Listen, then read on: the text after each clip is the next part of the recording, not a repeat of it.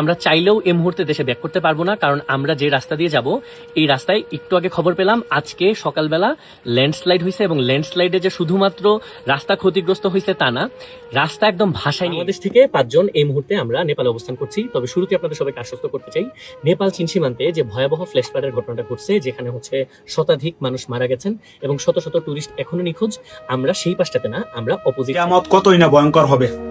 গতকালকে আমরা যে একটা নিউজ দেখেছি, নেপালে মানুষ আর মানুষ নাই, কেউ যে পালাইবো সে রাস্তাটাও কিন্তু কেউ পায় নাই। মুহূর্তের ভিতরে একবারে সবকিছু ধ্বংস করে ফেলছে। আসসালামু আলাইকুম, স্বাগতম আজকের আরো একটি নতুন ভিডিওতে। দর্শক, আশা করি সবাই ভালো আছেন। আপনারা সবাই হয়তো অবগত নেপালের বর্তমান পরিস্থিতি নিয়ে। নেপালে রয়েছে আমাদের বাংলাদেশের তাশরিফ খান। নেপাল থেকে যে বার্তা দিলেন তাশরিফ খান। দর্শক, ভিডিওগুলো না টেনে সম্পূর্ণ দেখবেন, তাহলেই বিস্তারিত জানতে পারবেন। ভিডিওগুলো দেখানোর আগে আপনাদের কাছে আমার ছোট্ট একটি রিকোয়েস্ট, এখনও যারা আমাদের চ্যানেলটি সাবস্ক্রাইব করেননি, নিত্য নতুন ভিডিওর আপডেটগুলো সবার আগে পেতে চ্যানেলটি সাবস্ক্রাইব করে সঙ্গেই থাকুন। এখন চলুন কথা না বাড়িয়ে আমরা এক এক করে ভিডিওগুলো দেখে আসি। বাংলাদেশ থেকে 5 জন এই মুহূর্তে আমরা নেপালে অবস্থান করছি। তবে শুরুতে আপনাদের সবাইকে আশ্বস্ত করতে চাই, নেপাল চীন সীমান্তে যে ভয়াবহ ফ্ল্যাশ ফ্লাডের ঘটনাটা ঘটছে, যেখানে হচ্ছে এবং শত শত টুরিস্ট এখনো নিখোঁজ, আমরা সেই পাশটাতে না, আমরা অপোজিট সাইডে, আমরা হচ্ছে পোখরা পার হয়ে ঘান্দ্রুক নামে একটা ভিলেজ অবস্থান করছি।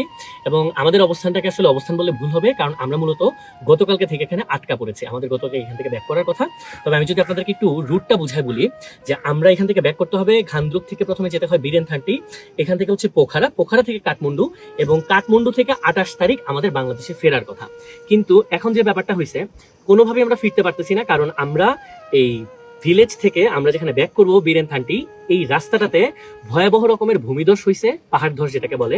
পাহাড় ধসের কারণে রাস্তাটা একদম বন্ধ। আমরা যখন আসছি, আসার টাইমেও আমাদেরকে অনেক স্ট্রাগল করে করে আসতেছে, 3বার গাড়ি চেঞ্জ করতে হয়েছে এবং ট্রেকিং করতে হয়েছে।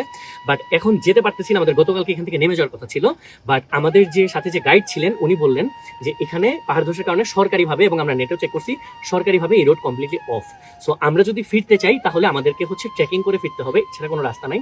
তো আমরা আজকে সকাল থেকে চেষ্টা করতেছিলাম যে করেই হোক আমরা যেন ফিরে যেতে পারি, এবং কোনোভাবে পোখরা থেকে ফ্লাইট করে হচ্ছে কাঠমান্ডু থেকে দেশে। কিন্তু আমরা ফিরতে পারলাম না, কারণ আমাদের গাইড আমাদেরকে নিষেধ করছে, কারণ রাস্তার অবস্থা ভালো না।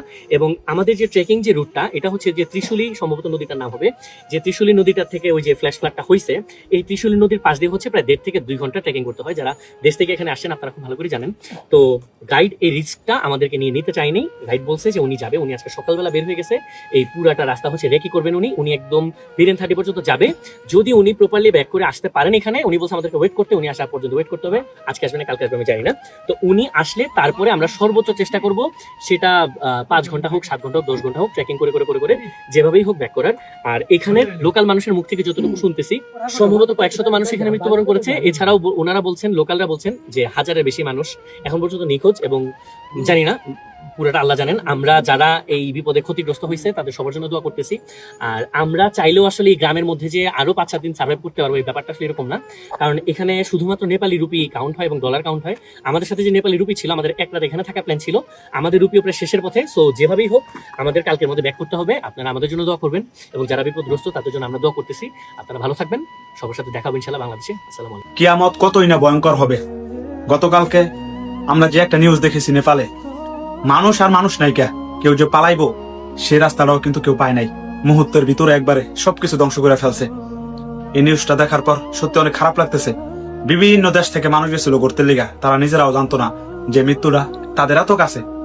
টাকা পয়সা সবকিছু খরচ করে তারা কিন্তু ঘুরতে গেছে ঠিকই, তারা যে টাকা পয়সা খরচ করে যে মৃত্যুটাকে কেনতাছে, এটা তারা নিজেরাও জানে না। কি একটা অবস্থা হয়েছে ভাই।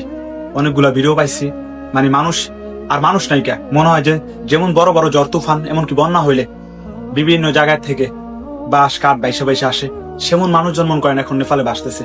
আল্লাহ আমাদের সবাইকে রক্ষা করুক, আল্লাহ নেপালের প্রতিটা মানুষকে রক্ষা করুক। কি একটা অবস্থা ভাই, মনে হইলো দুনিয়াতে আমরা কিয়ামত দেখতেছি, মানে কিয়ামতের পর হয়তো মানুষের লাশ এভাবেই দেখা যাবে। দর্শক, আশা করি ভিডিওগুলো সম্পূর্ণ দেখেছেন। এই ভিডিও সম্পর্কে যদি আপনার কোনো মতামত থাকে তাহলে অবশ্যই কমেন্ট করে জানাবেন। ভিডিওগুলো ভালো লাগলে অবশ্যই লাইক করবেন। দেখা হচ্ছে পরবর্তী কোনো ভিডিওতে, সেই পর্যন্ত সবাই ভালো থাকবেন,